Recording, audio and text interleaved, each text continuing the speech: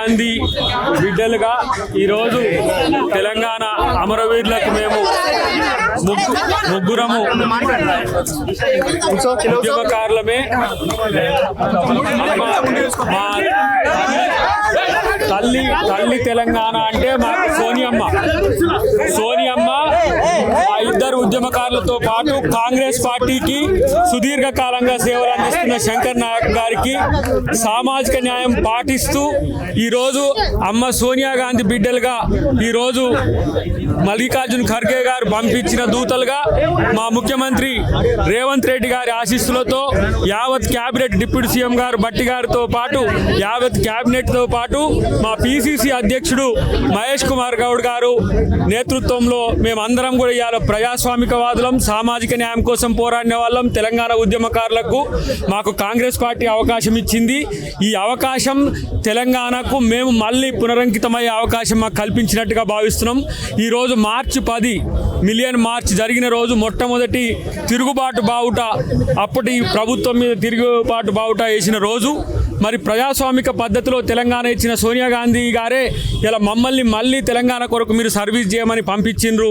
దాంతోపాటు ఇక్కడ ప్రభుత్వంలో ఉండడం వల్ల ఈ అవకాశం ఇచ్చిన ముఖ్యమంత్రి రేవంత్ రెడ్డి గారికి మా ప్రత్యేక కృతజ్ఞతలు. ఈరోజు ప్రతి ఒక్కరు కూడా తెలంగాణనే కాదు తెలుగు రాష్ట్రాలు మొత్తం కూడా సంతోషపడుతున్న ఎన్నిక ఇది. మా జీవితంలో మాత్రం మర్చిపోలేనిది మరి మాకు అవకాశం ఇది.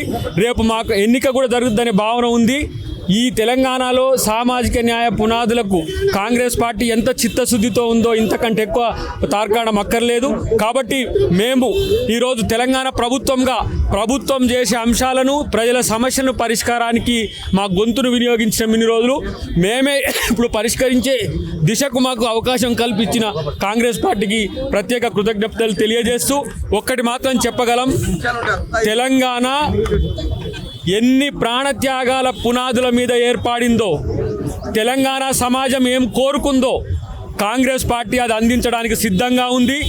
ఈరోజు రాహుల్ గాంధీ గారి నేతృత్వంలో జాతీయ స్థాయిలో ఏ విధంగా కాంగ్రెస్ పార్టీ రేపు భవిష్యత్తులో అధికారంలో రాబోతుందో, ఇక్కడున్న అధికారాన్ని కూడా ప్రజల కోసం మరొకసారి వినియోగించడానికి రేవంత్ రెడ్డి గారు చాలా కృషి చేస్తున్న వైనాన్ని గమనిస్తూనే మాకు అవకాశం కల్పించి ఈరోజు మమ్మల్ని గౌరవించినందుకు, సుదీర్ఘకాల పోరాటం తర్వాత మాకు ఈ అవకాశం ఇచ్చినందుకు ప్రత్యేకించి నేనుగా అద్దంకి దయాకర్గా ఉద్యమకారునిగా మీకు అందరికీ తెలుసు, రాజకీయ నాయకునిగా గత 10 సంవత్సరాల నుంచి మీకు తెలుసు.